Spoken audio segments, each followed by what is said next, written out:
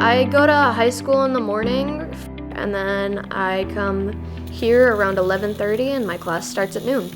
Gateway gives us the tools to be successful. The facilities here are amazing, the people here are great, and if you walk into the Gateway Academy, it's pretty much like you're walking into an on-job site. It's a lot of hands-on, you just kind of like work through it yourself, which I think is really cool because I'm a visual and like kinetic learner. When I graduate, I'm looking forward to some job offers that I already have gotten. Welding has been an opportunity and I really enjoy it, and there's so many different like fields of welding that you can go into, and I really enjoy that aspect of welding.